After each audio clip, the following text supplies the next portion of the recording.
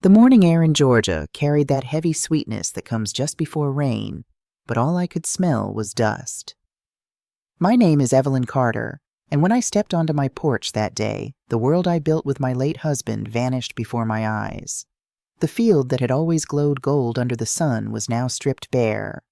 The barn door hung open like a wound, and where Robert's old tractor used to sit there was nothing but tire tracks and flattened grass. I froze. My heart beat so hard it hurt my ribs. From where I stood, I could see the for sale sign half knocked over near the road. My husband had built that sign himself 20 years ago, carved our name into it with his calloused hands. Carter Family Farm, 1988. Someone had painted over it in white.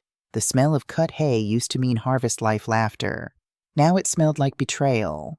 I walked down the steps barefoot, the porch wood still warm from yesterday's sun. Every step toward that field felt like stepping deeper into something I didn't understand. My slippers sank into the dirt where Robert had once sown our first cotton crop. I touched the sign. The paint was fresh. Wet. Someone had been here last night. I turned slowly toward the barn. The padlock was gone, the doors half open. Inside I saw the empty racks, the missing tools, the faint outline of the plow that used to sit there. Gone. All of it. My throat closed. Robert's voice echoed in my head, that low, calm tone he always used when he wanted me to remember something. Eve, if anyone ever tries to sell this land, you call Tom. He'll know what to do. But Robert had been gone for 9 months. Heart attack. His death had already taken everything once. Now it felt like losing him again. I went inside the barn. The air smelled of oil dust and rain-soaked wood. On the floor was a single sheet of paper fluttering under the draft from the open door. I bent down. My knees cracked. The document was a sale agreement signed. My name was there. My handwriting or something that looked like it. Evelyn Carter. My blood went cold. The buyer's name was a company I didn't know, but the seller, Marcus Carter, my son. I gripped the paper, my fingers trembling. My vision blurred as I read the last line, payment received in full. Property transferred. The signature date was 3 days ago. I felt something inside me crack open, not anger yet not sadness, something deeper. A hollow recognition that this was deliberate. My son had sold his father's land. I stumbled outside, needing air, needing anything to make sense of the ground disappearing beneath me. A pickup slowed on the road, and old Mrs. Jennings leaned out her window. "Evelyn Lord, I thought you finally sold it." Her words hit like stones. Sold it. I couldn't answer. My tongue felt made of ash. She drove on the tires, crunching gravel, leaving me alone with that word echoing in the air. Sold. My phone buzzed in my pocket. Unknown number. I almost didn't answer, but some quiet instinct of survival made me press it to my ear. "Mrs. Carter," a man's voice calm but tight. "This is Tom Walker. I handled the paperwork for your husband years ago." I tried to breathe. "Tom, what's happening?" A pause. "Then Robert made me promise that if this land ever left your name, I should call you immediately. He left something for you, Evelyn, and I think it's time you saw it." The sound of thunder rolled in the distance. I looked back at the empty field, my husband's legacy stolen by our own child, and for the first time since Robert's funeral, I whispered his name out loud. "You knew, didn't you? My name is Evelyn Carter, and this is the story of how my late husband protected me from the grave and taught my son and his wife a lesson they will never forget." Before we continue, tell me where you're watching from and subscribe to the Never Too Old channel. Here we share stories that remind us that age doesn't end our fight for justice, it sharpens it. Now back to the morning that changed everything. After Tom's call, I stood in the kitchen, phone still warm in my hand, staring at the framed photo of Robert on the wall. His smile, the one that always looked half proud, half tired, felt alive again. He'd been a man of few words, but when he made a promise, he never left it unfinished. I poured myself a cup of coffee that had long gone cold, the bitter taste filling my mouth, and thought about what he might have meant when he told Tom to call me. Something he left behind, something he knew might happen. Robert was a soldier, a planner, a man who built safety nets even when life looked steady. And deep down I knew this wasn't an accident. The farm being sold, the forged signature, Marcus's silence, it was part of a storm Robert had already seen coming. My chest tightened, a slow burn spreading through my ribs, not from fear but from clarity. If my husband left something behind, it wasn't just a message. It was protection. The kind of protection a man leaves when he knows the danger isn't from strangers, but from his own blood. I set the coffee down and whispered, "All right, Robert, I'll find what you left, and this time, I won't let anyone take it." The next morning, I walked through the farmhouse like I was moving through a memory I no longer owned. Every object seemed to carry his breath. Robert's hat still hung by the door, its brim bent where his fingers used to rest. The old coffee mug with the chipped rim sat on the counter.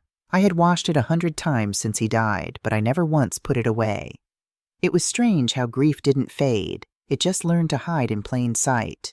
Robert and I bought this farm when we were barely 32 young fools with a second-hand tractor and a dream bigger than our bank account.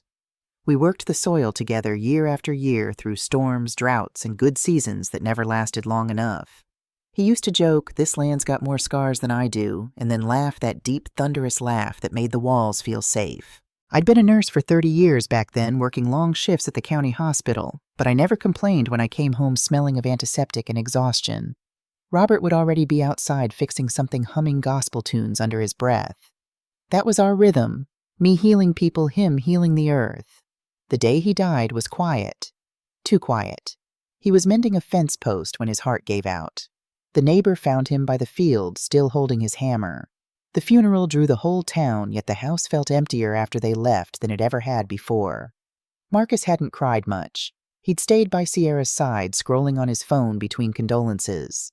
I told myself he was grieving in his own way, that youth made you distant from loss. But now, standing in Robert's old study, I saw the truth. My son hadn't just drifted, he'd disconnected.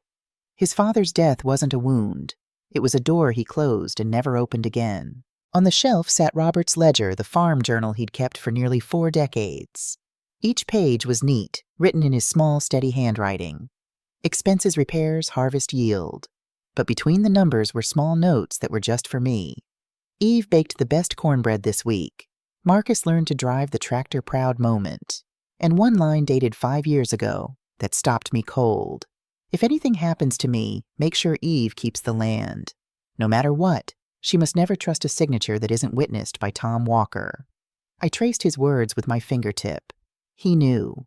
Somehow Robert had sensed that Marcus would fall under someone's influence, that love could turn blind, that greed could sneak in disguised as family. The clock on the wall ticked a sound so ordinary, yet so loud in that silence.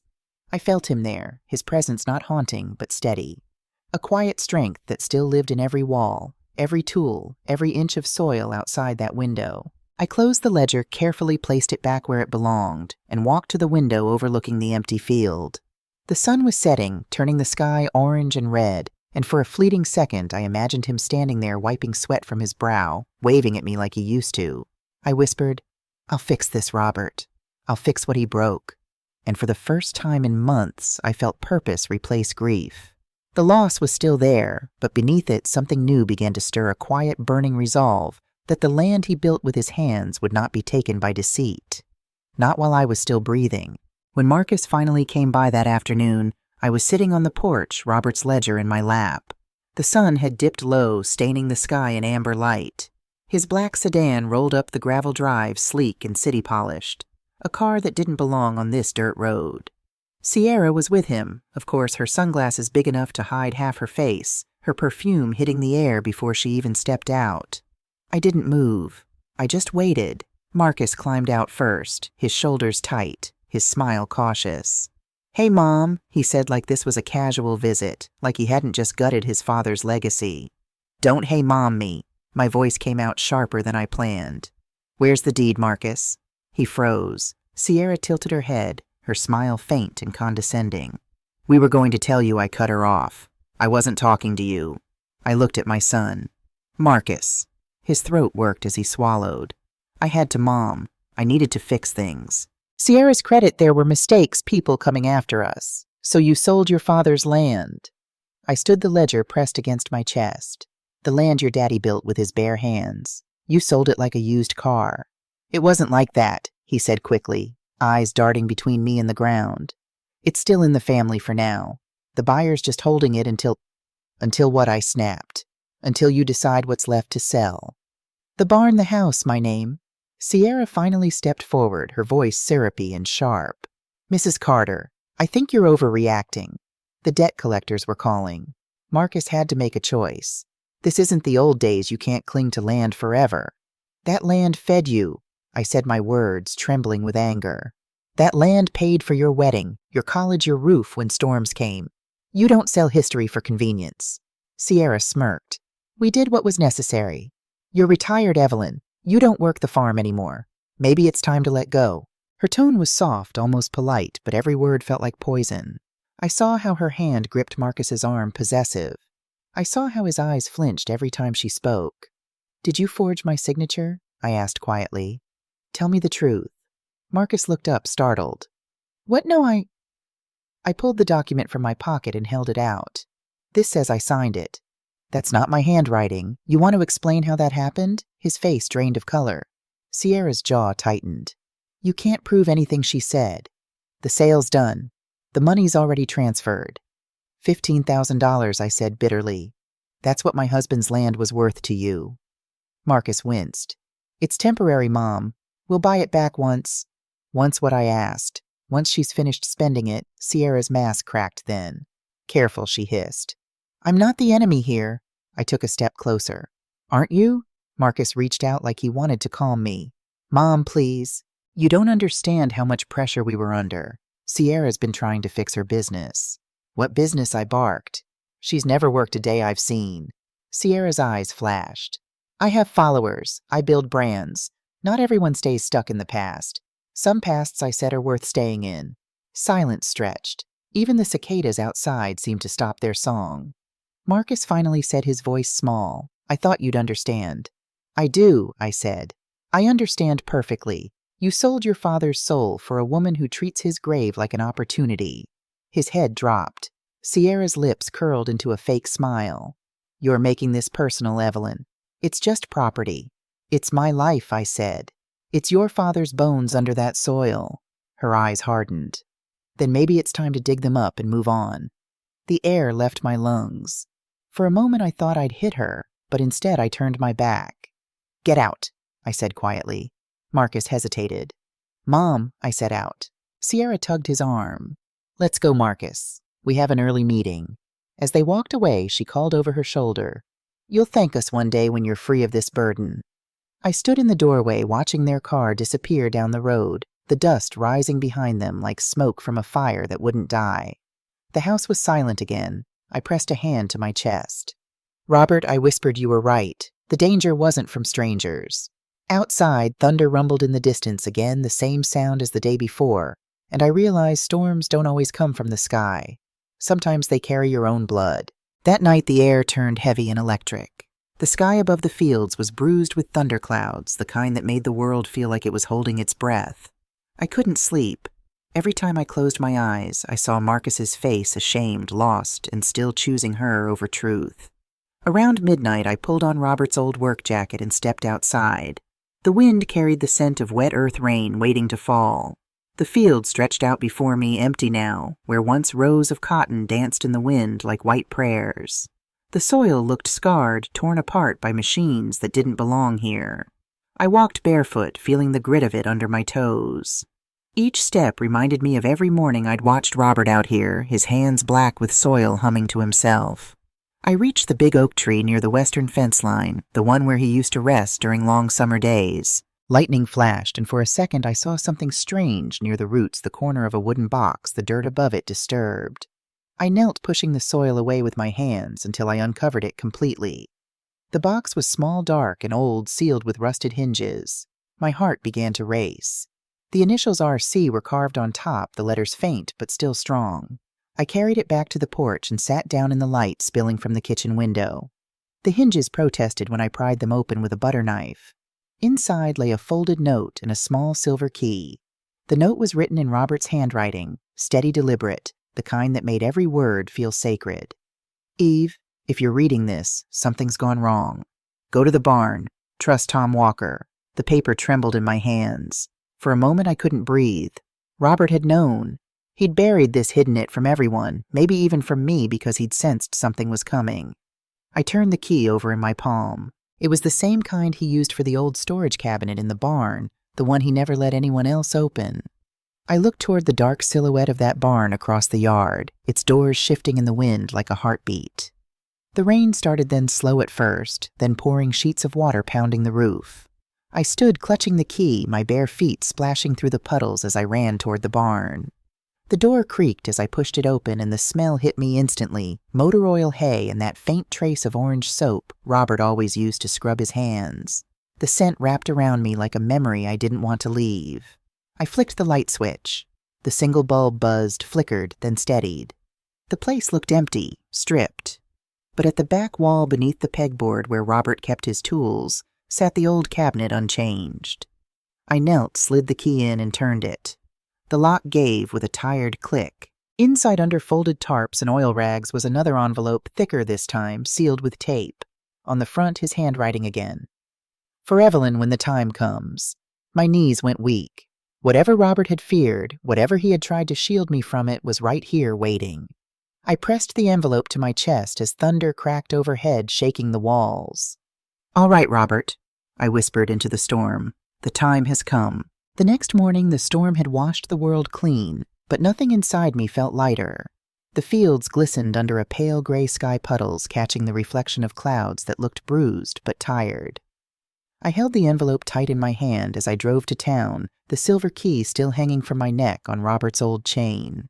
Tom Walker's office sat at the edge of the square, a small white building with peeling blue trim and a hand-painted sign that read, "Walker Realty and Appraisal." When I stepped in, a bell chimed and Tom looked up from his desk. His hair had gone whiter since I'd last seen him, but his eyes were the same steady kind, the kind of man who still stood when a woman walked in. "Evelyn," he said, standing. "I was hoping you'd call back."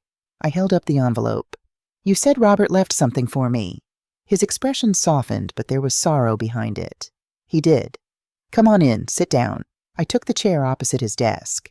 The office smelled like coffee old paper and cedar polish. Tom reached into a drawer and pulled out a small brown folder. "Robert came to see me about 2 months before he passed. He said he was worried about Marcus mostly, but also about a woman in his life. He didn't say her name, but I know now it was Sierra." My throat tightened. "What did he tell you that she was controlling him? That she'd started asking questions about the deed, about inheritance laws? He said she smiled too much when she talked about selling things." Tom opened the folder and pushed a document toward me. "He asked me to make sure this farm could never be sold without your explicit consent notarized in person with me as witness. But last week I got a call from a buyer, a company out of Atlanta, claiming to have purchased the land with both your signatures." He shook his head. "Evelyn, the moment I saw that contract, I knew something was wrong.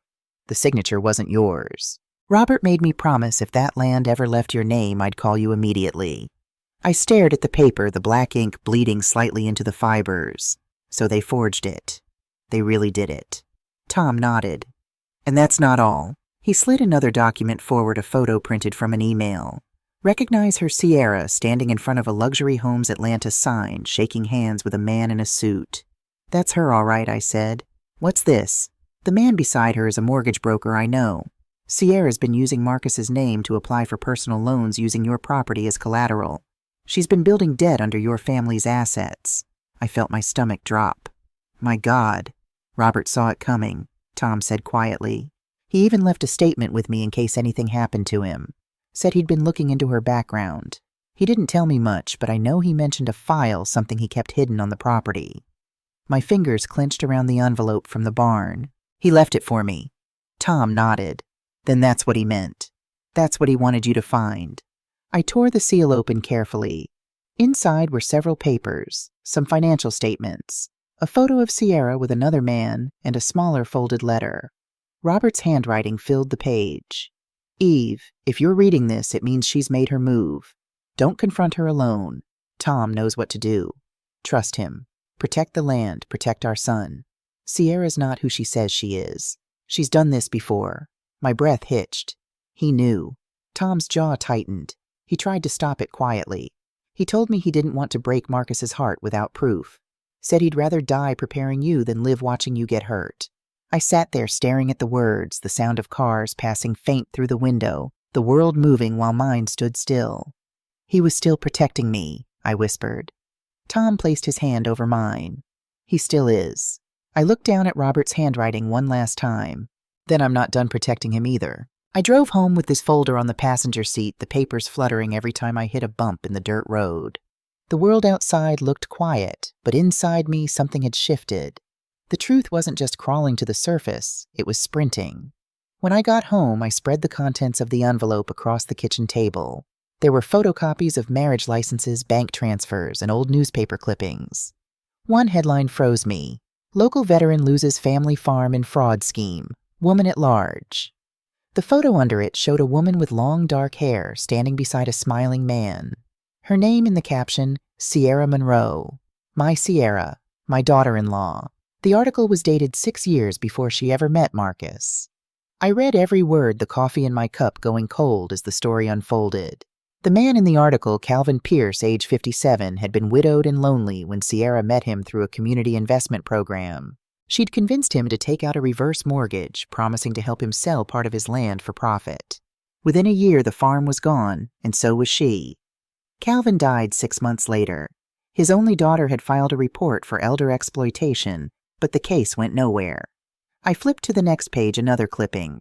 Florida businessman duped by fiancé in inheritance scam. The woman's name again, Sierra Monroe, using a slightly different spelling. Each time she vanished with hundreds of thousands of dollars. Robert had gathered everything, dates, addresses, phone numbers of investigators, even handwritten notes in the margins. Same pattern.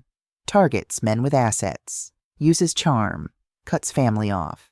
My stomach turned as I realized the scale of it. Sierra wasn't a mistake. She was a predator. My phone buzzed. Unknown number. I hesitated, then answered. Mrs. Carter, a man's voice said, older, steady but heavy. My name's Daniel Pierce. My father was Calvin Pierce. I believe your husband tried to contact me a year ago. My throat went dry. He did. Robert was looking into Sierra Monroe. I figured as much, Daniel said. We spoke once just before your husband passed. He told me if she ever showed up in another man's life to call the wife and warn her. I gripped the phone tighter. You're too late to warn me. She's married my son. Silence, then a long sigh. I'm sorry, ma'am. She's dangerous. Smart, too. She knows the law just enough to stay clean. But she always slips eventually. She forges signatures, takes loans, manipulates family members into selling property, and when she's done, she disappears. She won't disappear this time, I said, my voice shaking with something between rage and purpose. She took my husband's farm. She turned my son against me. Daniel hesitated. If it helps, I've still got the case file from Dad's estate. Police reports, affidavits, even a copy of her fake ID. I can email them to you. But you'll need more than anger to beat her, Mrs. Carter. You'll need proof the sale was criminal. I've got that, I said quietly, my eyes on the forged contract. And I've got Robert's word to back it. We hung up, and I stood there staring at the rain streaking down the window, my reflection fractured by the glass. For the first time since Robert died, I didn't feel broken. I felt ready. I gathered the files, placed them neatly in a binder, and labeled it evidence. Then I made a second call, Tom Walker again. Tom, I'm going to need an appraiser, a notary, and someone who knows real estate fraud law. You're not wasting time, are you? He said. Robert didn't raise me to wait for mercy. I'll make a few calls, Tom said. But Evelyn, if you go after her, she'll come after you. Let her. That night I couldn't sleep. I sat in the living room, surrounded by Robert's notes and the low hum of the old clock. Every sound felt like him. Every creak. Every sigh of the wind through the boards. On the coffee table lay his letter. Protect our son. She's too skilled. He's a victim in this too. I whispered into the dim light. I'll protect him, Robert, even if it means breaking him first. Outside, thunder grumbled again, softer this time, like an echo of approval. I gathered the binder, slipped Robert's key around my neck, and looked out at the barn where it had all begun. The truth was no longer buried, and neither was I. I called Ruth Daniels the next morning and waited on the porch while the kettle sang on the stove, listening to the house wake up around me like a thing that had been held together by memory and stubbornness. Ruth answered on the third ring, her voice steady and practical, the voice of someone who had spent 30 years listening to other people's tragedies and making them into reports. And when I told her the bare fax signature forged land sold my son implicated, she didn't gasp or tell me to calm down. She said, pack everything you have and meet me at the station in an hour, which was the kind of sentence that made me feel less alone and more dangerous in the way only a plan can. Ruth arrived in a gray sedan with a trunk full of equipment. A small recorder, a camera, a stack of legal pads, a list of contacts.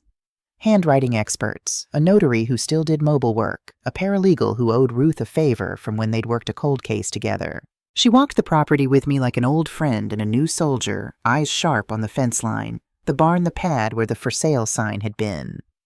"You were right to find that box," she said quietly when I showed her Robert's letter and the newspaper clippings. She touched the paper as if it might break. "Your husband protected you, but we need more than his words now. We need paper that says she stole from you."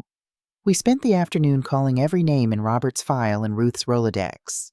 Daniel Pierce emailed back within 10 minutes with scanned police reports and the copy of his father's complaint. Tom Walker arranged for an appraisal that night and scheduled a meeting with a handwriting analyst for the next morning. Ruth made the calls that mattered. She had a way of speaking that made people remember they had a duty or that a debt could come due. The handwriting analyst agreed to compare my signature to the forged one. The appraiser confirmed the market value and wrote a report that made my stomach tighten. The farm, in truth, was worth far more than the $15,000 they had taken more than $300,000 in equity that Sierra had tried to turn into a vacation and a new wardrobe. We pulled bank records with Tom's help and found a trail, small withdrawals, sudden charges on Marcus's cards and online boutiques registered in cities where Sierra had been photographed. A wire transfer to an account with a name that matched one used in the old news clippings. It was the kind of breadcrumb trail that only a reckless thief leaves, part bravado, part desperation, and it fit the pattern that Robert had outlined in his notes. Target charm isolation, then the slow financial bleeding. I remember Ruth looking at me across the kitchen table where we'd spread the evidence and saying, "Eve, there's something you should know before we move forward to get this to stick. Marcus has to see it as his own betrayal. He has to be the one to realize it. If you confront him now, he'll get defensive. He'll protect his marriage. If you go legal without him, she'll run. We need him to choose truth. But that may mean breaking him first." The words landed like a hand on my sternum. Ruth was asking me to weaponize the hurt between a mother and her son to save him from a worse ruin. She was asking for a sacrifice of trust for the sake of his soul. My hands shook, but the resolve behind my fear was colder than it had been the week before. "Do it," I said. "Do whatever is necessary." We set the trap carefully. Ruth called a lawyer she trusted and arranged for a subpoena to force the mortgage broker and the buyer company to produce documents. She scheduled the handwriting expert to appear ready to testify. Tom arranged for the notary who'd supposedly witnessed the sale to be located, and I sat with Marcus's childhood photos, the ledger pages where his father had written, "Proud of Marcus," in careful ink, and I let the grief that had been a dull ache turn into purpose. We rehearsed the moment, the dinner that would not be an ordinary dinner, but an unveiling, a place where small pins would prick, and the truth would not be deniable. Ruth taped a small recorder under the table, and I felt like a traitor and a savior at the same time, because the one person I loved most would have to be the one to understand what he had done before the law could take hold. Sometimes, Ruth said the law needs the heart to open the cage from the inside. That night I lay awake, thinking of Robert's steady hands and the way he had planned for contingencies as if he saw the future. The farm had been his sacrament, and now I was asking to break my son in order to save him. It felt ugly and holy both, and I held that contradiction like a hot coal in my palm, knowing the pain I would cause might be the only thing that could save us all. The night of the dinner felt like walking into a slow storm you already knew the shape of. The table was set the way Robert always liked it. Real plates, cloth napkins, cornbread cooling on the counter, and the smell of roasted chicken filling the air. Ruth's small recorder was taped beneath the table, hidden beneath the runner. I told myself it wasn't betrayal. It was preservation. When Marcus and Sierra arrived, they looked like a magazine cover, her in a pale silk blouse and gold earrings, him in a pressed shirt he'd never ironed on his own before Sierra. She kissed my cheek with that soft predator's smile. "This looks wonderful, Evelyn. So old-fashioned." I thought family dinners still counted for something, I said, and took my seat. For the first 20 minutes, I let them talk. Sierra carried every sentence like a trophy. Paris, her clients, her investment network. Marcus laughed at the right places, but there was a tightness around his eyes. When the plates were cleared, I placed a folder on the table, the one with Robert's handwriting on the front. The air shifted. "What's that?" Marcus asked. "Something your father left for you." "For us," I said softly. "He wanted us to read it together." Sierra's smile froze. "That's not necessary. Let him open it," I said. Marcus hesitated, then pulled out the letter. His father's words filled the page, steady and deliberate. As he read aloud about Sierra's pattern, about the men before him, the debts, the fraud, his voice began to falter. The room went still except for the hum of the ceiling fan. Sierra's hand twitched toward his arm. "Marcus, she's twisting." "Don't," he said quietly. "Just don't." I slid another page across the table, the police report Daniel Pierce had sent me, Sierra's mugshot under another name. "Linda Monroe," I said. Same date of birth, same smile. Sierra stood up her chair, scraping the floor. "This is harassment. You're fabricating stories to ruin your son's marriage." Ruth's voice came steady from the doorway. "Actually, ma'am, it's called evidence." Sierra turned, startled, as Ruth stepped inside, badge on her belt. "Private investigator contracted through county council. You're welcome to explain yourself on record." Marcus's face went pale. "Mom, you recorded this." I looked him in the eyes. "You wanted proof. Your father died building it. I'm finishing it." Sierra's tone shifted in an instant, tears rising, voice breaking. "Marcus, you can't believe this. She's trying to destroy us. Think about everything I've done for you, your credit, your career." "My credit," he interrupted, pulling his phone from his pocket. He scrolled through the bank app, the reality unfolding in numbers. "Why are there accounts in my name with balances I've never seen?" Her mask slipped then. "Because you're useless with money," she snapped. "Because someone had to fix things." Ruth spoke calmly. "Mrs. Monroe." "Don't call me that," Sierra shouted. "It's Sierra Carter." "No," Ruth said, sliding a copy of the forged deed across the table. "It's not." The kitchen filled with silence, thick enough to choke on. Marcus looked at her like a man waking up mid-nightmare. "You forged my mother's name." She stared back, voice low, dangerous. "I did what was necessary. You think this place matters? It's just dirt, Marcus. Dirt and ghosts. You want to spend your life rotting here like her." That was the moment something in him broke. He pushed back from the table so hard the chair toppled. "Get out," he said. "Now." Sierra laughed, short and bitter.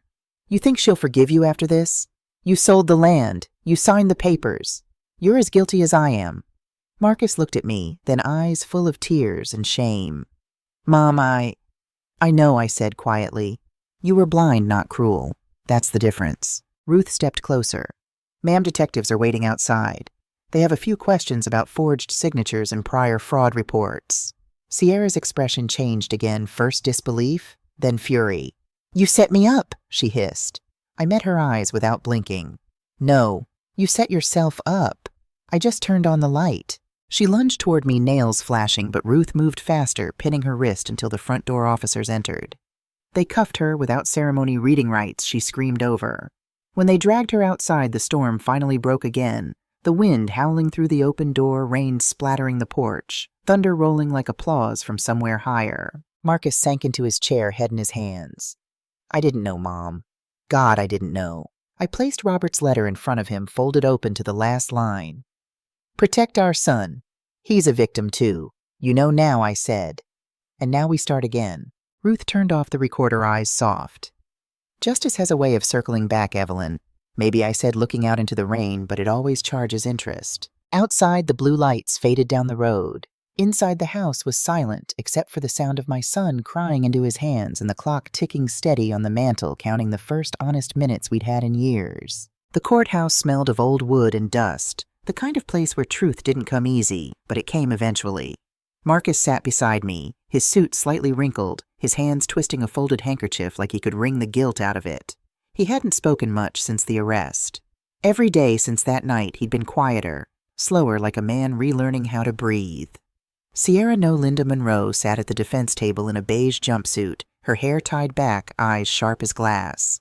Even in chains, she radiated defiance. The prosecutor read off her aliases. Linda Marsh, Sierra Monroe, Sierra Carter, each name slicing through the room like a blade.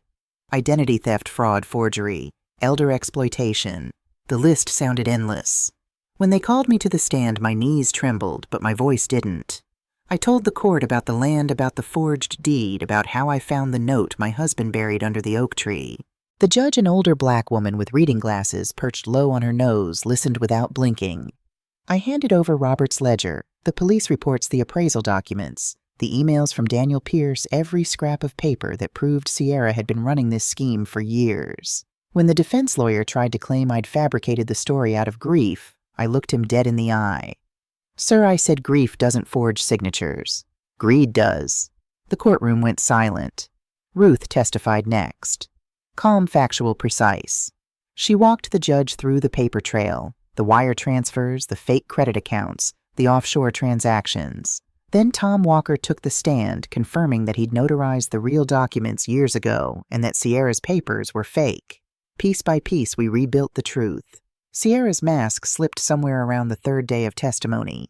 She stopped smiling, stopped pretending to be the misunderstood wife.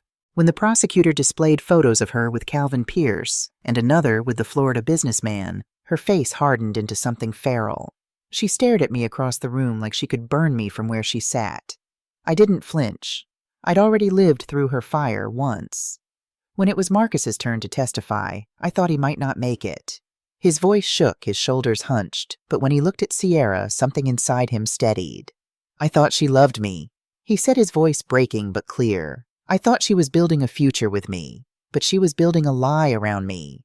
I signed away my father's land because I trusted her. My father always said, 'Love without truth is just manipulation.' I didn't listen then. I'm listening now." When the verdict came, it felt less like victory and more like exhale after drowning. Guilty. Every charge. The judge sentenced her to 18 years federal time with no chance of parole for the first 10. The courtroom murmured, but I just sat there watching Sierra's face go blank. No more arrogance, no more pretense, just the hollow look of someone who'd finally run out of masks. As the guards led her away, she turned, once eyes locking on me. "You think you've won?" she spat. "You'll die alone in that empty house." I stood slowly, my cane tapping the floor once. "Better alone," I said, "than surrounded by lies." She didn't look back again. Outside, the sky was clear, the kind of blue Robert always said meant good planting weather. Marcus walked beside me down the courthouse steps. "Dad would have been proud of you," he said quietly. I shook my head. He'd be proud of both of us. We finished what he started. We stood in the sunlight for a long time, saying nothing, just breathing in the air that finally felt clean. Justice wasn't peace, not yet, but it was a start. The weeks after the trial passed like slow-moving rain. The farm was quiet again, but not empty. Marcus moved back home, at least for a while. He said he needed time to think, to work, to earn the right to be here again. I didn't argue. Every morning I'd find him out in the yard, fixing fences, repainting the barn, repairing the things Sierra had told him didn't matter. I watched him through the kitchen window, sometimes his shoulders bent like his father's, his hands steady and careful on the wood. He looked older, harder, but truer. The house had new rhythms now. He made breakfast more often than not, and we ate together in the same silence that used to hurt, but now somehow healed. We didn't talk about Sierra much, but her absence was everywhere, like dust settling after a storm. One afternoon he came in from the fields, dirt smeared on his shirt, holding something small in his palm. "Found this by the oak," he said quietly. It was the broken latch from the box Robert had buried. I turned it over in my hand, cold and rusted the edges worn smooth. "Guess it's time to stop digging up ghosts," I said. He smiled faintly. "Maybe. Or maybe it's time to plant something instead." His words lingered long after he went back outside. That night I sat at Robert's old desk and opened his ledger again. So many years of numbers and notes. But at the back there was a blank page. I took a pen and wrote in careful letters, "Marcus came home." The land endures. So does love. My hand shook as I set the pen down. The tears came quietly, not the kind that shattered, but the kind that cleansed. In the quiet I whispered, "We're okay, Robert. You can rest now." 2 days later, Marcus walked into the kitchen holding 2 cups of coffee. "Mom," he said, "I've been thinking about forgiveness, about Dad, about myself." I waited. "I can't change what I did," he said, "but I want to make it right. All of it." I called Daniel Pierce. I'm helping him rebuild his father's property trust. Said it might be time to put something good back in the world. I felt my throat tighten. "That's a start," I said softly. "Your father would like that." He nodded, staring out the window at the field. I still hear him sometimes, like when I'm fixing the fence. He used to hum gospel songs, remember, I said. He smiled a little. I catch myself humming too. The house felt lighter after that conversation, like we'd both been holding our breath for too long. That night, as the sun dipped low and the air filled with the sound of crickets, I walked out to the field. The earth was soft under my feet. I ran my fingers through the soil, dark and rich, still full of life, despite everything that had been stolen from it. And I realized something: this land didn't just belong to Robert. It didn't belong to Marcus or me either. It belonged to the promise we all kept breaking and rebuilding, that no matter how deep the betrayal, there's still something in us that wants to grow again. I looked back at the house, the light in the kitchen, the faint outline of Marcus at the table, and I understood forgiveness wasn't a gift you give someone. It's a burden you finally set down, the kind that lets your hands be free again. When I went inside, the coffee pot was still warm. Marcus had left a note on the counter in his father's handwriting he'd been practicing. "We'll fix the fences together this weekend. The good kind, the kind that keep love and not people out." I smiled, folded the note into my pocket, and whispered, "All right, son, let's rebuild." Spring came early that year. The kind of spring that makes everything feel young again, even people who've lived long enough to know better. The farm was alive in ways it hadn't been in years. The fences freshly painted, the barn roof, mended rows of soil turned and ready for planting. The wind carried the smell of rain and wildflowers. And for the first time since Robert died, I could breathe without feeling like something was missing. Marcus stood by the porch, his hands stained with dirt, his shirt sticking to his back with sweat. "You remember how Dad used to say the land talks to you if you listen?" he asked. I nodded. I used to think that was just one of his stories, he said. But today I heard it, like it was humming. I smiled. "It's not humming, Marcus. That's just peace. You forgot what it sounded like."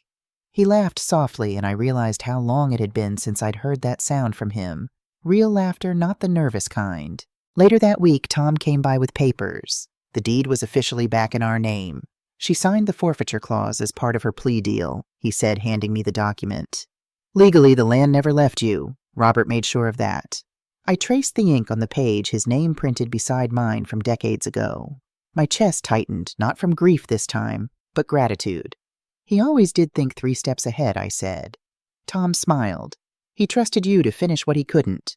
He looked out at the field where Marcus was hauling sacks of seed to the truck. "He'd be proud of that boy. You both should be." When Tom left, I walked to the barn, opened the old cabinet one last time, and found Robert's work gloves still folded neatly where he'd left them. I slipped them on. They were too big for me, but they felt right. Outside, Marcus was waiting by the tractor. "You ready?" he asked. I nodded, and we worked side by side, planting the first rows of corn. The earth gave under our hands, forgiving patient. Every furrow we made felt like a new beginning. That evening, after the work was done, we sat on the porch watching the sky turn gold. The cicadas sang in the trees, and the smell of damp soil drifted through the air. Marcus leaned back in his chair. "You ever think about selling Mom?" he asked suddenly. I turned to him. "Why would I? Not now," he said quickly. "Just someday. You could travel. See the places Dad wanted to take you." I smiled faintly. "Maybe someday. But for now, I think the world's already right here." He nodded, eyes distant. "I've been talking with Daniel Pierce," he said after a pause. "We're setting up a fund in Dad's name to help veterans keep their land when banks try to take it. Ruth's helping with the paperwork." I felt tears sting my eyes. "That's a good thing, Marcus. That's how we make sure his story doesn't end with us." The next morning, I woke early sunlight spilling through the lace curtains. I made coffee, poured 2 cups out of habit, then stopped myself. But instead of sadness, I felt something warm. I carried 1 cup outside anyway, set it on the porch railing. "Good morning, Robert," I said softly. The breeze moved through the fields like an answer. By summer, the crops had taken root, green and strong. The town began to talk again, not about the scandal, but about the comeback. People stopped by to buy fresh vegetables, to ask advice, to tell me they'd heard what happened, and that it gave them courage to stand up for themselves. Some brought pies, some just brought stories. The farm, it seemed, was healing all of us. One evening, after closing the gate, I found Marcus sitting in the field, the old radio beside him, playing the same gospel tune Robert used to hum. He looked up at me and smiled. "You know what I realized, Mom? She took everything that wasn't real, and we still have everything that is." I sat down beside him, listening to the music and the sound of wind through the crops. "She took our money," I said, "but we still have our roots." He laughed softly. "Exactly." As the sun dipped below the horizon, I looked at the farmhouse glowing in the twilight, the place that had survived love loss, betrayal, and justice, and I felt something I hadn't in a long time. peace that didn't come from victory but from endurance. Robert had always said the land keeps secrets until it's ready to speak. That night, as the stars rose above the fields, I swore I heard him whisper through the rustling leaves, "You did good, Eve." And I whispered back, "We did."